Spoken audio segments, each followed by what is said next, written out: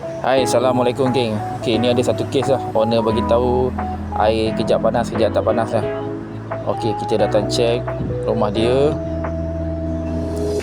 Air pun tak ada keluar lah dari water heater ni.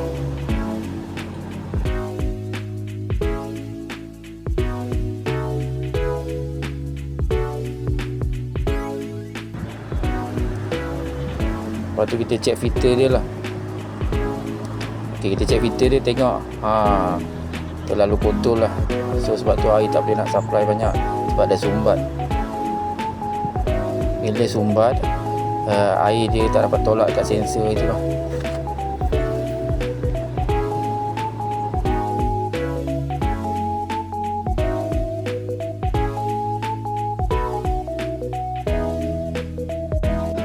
Okay, lepas tu kita cuci lah dia punya filter ni.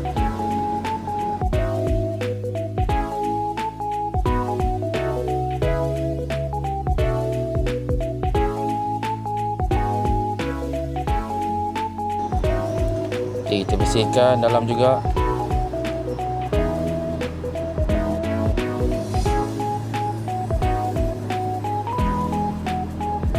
Okay, kita pasang balik dia punya filter.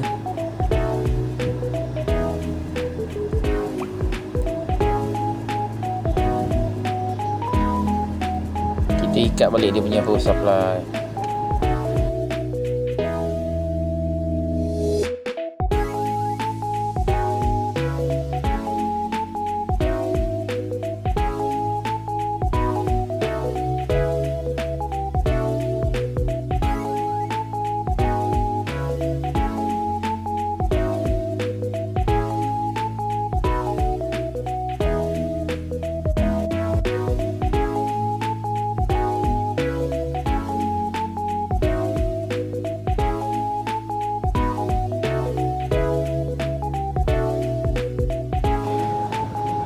Okey, lepas tu kita test manual lah.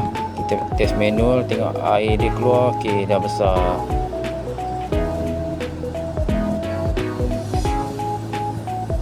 Lepas tu kita try on.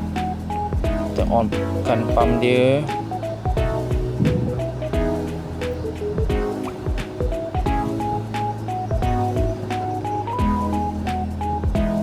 Okey, pump dah jalan. Air pun ada panas.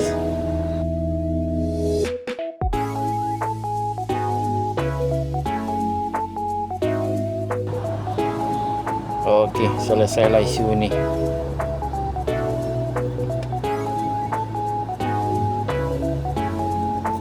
Okey, sekian saja perkongsian dari saya. Semoga bermanfaat.